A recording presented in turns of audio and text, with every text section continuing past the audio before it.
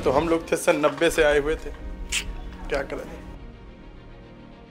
কল্পনা করুন আপনি সকালে ঘুম থেকে উঠে দেখলেন আপনার বাড়ি যেখানে আপনি বছরের পর বছর কাটিয়েছেন সেটি বুলডোজার দিয়ে গুড়িয়ে দেওয়া হচ্ছে। কোনো নোটিশ নেই, কোনো আইনি প্রক্রিয়া নেই, শুধুই ধ্বংসের শব্দ। এটি কোনো সিনেমা দৃশ্য নয়, এটি হলো ভারতের বর্তমান বাস্তবতা। আর এই প্রক্রিয়ার নাম বুলডোজার জাস্টিস। কিন্তু প্রশাসন বলছে এটি অবৈধ নির্মাণ অপসারণের জন্য। কিন্তু কেন বেশিরভাগ সময়ই এই বুলডোজারগুলো মুসলিম অধ্যুষিত এলাকায় পৌঁছে যায়? আজ আমরা ভারতের এই বিতর্কিত ঘটনাগুলোর গভীরে যাব, তাই আমাদের সাথে শেষ পর্যন্ত থাকুন। বুলডোজার এই শব্দটি আগে কেবলমাত্র একটি মেশিনকে বোঝাতো, কিন্তু এখন ভারতের রাজনীতিতে এটি এখন শোষণের প্রতীক হয়ে গেছে। কিন্তু কবে থেকে হাজার বছরের বিভিন্ন জাতিগোষ্ঠীর সম্প্রীতির এই ভারতে বুলডোজার নামক এই মব জাস্টিসের জন্ম হয়েছে? এর উত্থান হয় 2017 সালে ভারতের বুলডোজার বাবা নামে খ্যাত যোগী আদিত্যনাথের রাজ্য উত্তরপ্রদেশে। তিনি ঘোষণা করেন যারা আইন শৃঙ্খলা ভঙ্গ করবে তাদের বিরুদ্ধে বুলডোজার চলবে। কিন্তু বাস্তবতা হচ্ছে এই অভিযানগুলো প্রায়শই মুসলিম সম্প্রদায়কে টার্গেট করে হয়ে থাকে। উদাহরণস্বরূপ বলা যায় দিল্লির জাহাঙ্গীরপুরীতে এক সংঘর্ষের পর হঠাৎ দেখা গেল যারা মুসলিম শুধু তাদের দোকানপাট ঘরবাড়ি ভেঙে ফেলা হচ্ছে, অথচ তদন্ত শেষ হয়নি, কে অপরাধী সেটা নিশ্চিত হয়নি, দোষী কে নির্দোষ কে তা কেউই জানে না। খারগনেও একই প্যাটার্ন, রামনবমীর মিছিল গেল, হিংসা ছড়ালো, তারপর উচ্ছেদ শুধুমাত্র এক পক্ষের। 2022 সালে প্রয়াগরাজে জাবেদ মোহাম্মদের বাড়ি ভাঙা হয়। তিনি একজন মুসলিম মানবাধিকার কর্মী ছিলেন। তার মেয়ে আফরিন ফাতেমা বলেন, আমাদের বাড়ি ভাঙার আগে কোনো নোটিশ দেওয়া হয়নি, এটা আমাদের ধর্মীয় পরিচয়ের জন্যই করা হয়েছে। পেহেলগাম হামলার পরে জঙ্গি সন্দেহে বাড়ি ভাঙার পর স্থানীয় বাসিন্দা রাশিদ খান বলেন, আমরা ভারতীয় নাগরিক, আমাদের কাগজপত্র আছে, তবুও আমাদের বাড়ি ধ্বংস করা হয়েছে। আর এ ধরনের ঘটনা শুধু উত্তরপ্রদেশে নয়, বরং হরিয়ানা, গুজরাট এবং মধ্যপ্রদেশেও ঘটেছে।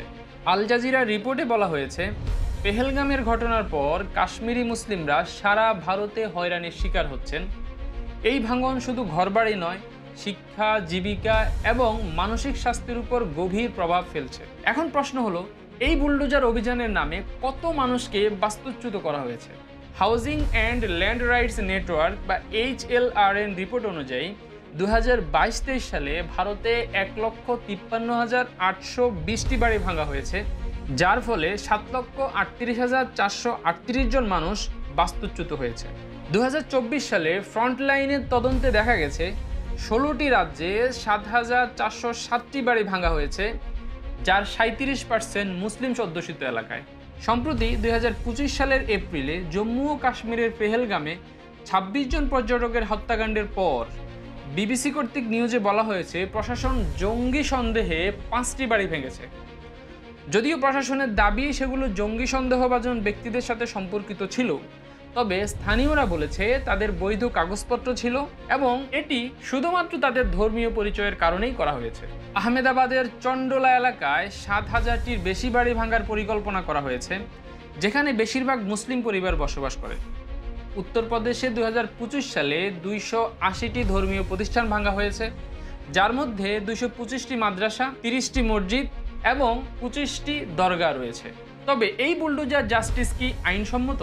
2024 সালে ভারতের সুপ্রিম কোর্ট বুলডোজার জাস্টিসকে অসাংবিধানিক ঘোষণা করে। ভারতের সংবিধান বলে কোনো নাগরিকের ব্যক্তিগত সম্পত্তি কেবল উপযুক্ত প্রক্রিয়ার মাধ্যমেই বাজেয়াপ্ত করা যাবে। মানে তাকে আগে নোটিশ দিতে হবে, তার আত্মপক্ষ সমর্থনের সুযোগ এবং সময় দিতে হবে। কিন্তু বুলডোজার জাস্টিসে সেই সুযোগ এবং সময়টা কোথায়? অ্যামনেস্টি ইন্টারন্যাশনাল বলেছে এই ধরনের আচরণ বিচার বহির্ভূত এবং বৈষম্যমূলক। ভারতের ক্ষমতায় থাকা বিজেপি নেতারা দাবি করেছেন এটি অবৈধ নির্মাণ অপসারণের অংশ, কিন্তু বিরোধী দল যেমন কংগ্রেস এবং সিপিআই বলেছেন এটি হিন্দু জাতীয়তাবাদী এজেন্ডার অংশ। হরিয়ানা, উত্তরপ্রদেশ, গুজরাট এবং মধ্যপ্রদেশের ঘটনাগুলো হিন্দু মুসলিমের সম্প্রীতির মাঝে গভীর ক্ষত সৃষ্টি করেছে।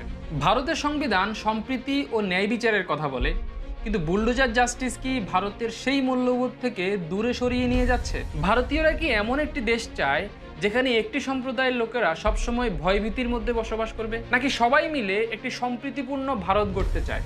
আপনারা কি মনে করেন সেটা কমেন্টে জানাতে পারেন। আর আপনি যদি মনে করেন এই ভিডিওটা গুরুত্বপূর্ণ, তবে ভিডিওটা শেয়ার করতে পারেন, লাইক করতে পারেন এবং আমাদের চ্যানেলটি সাবস্ক্রাইব করতে পারেন।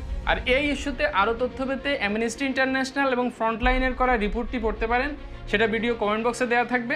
এতক্ষণ আমাদের সাথে থাকার জন্য ধন্যবাদ সবাইকে।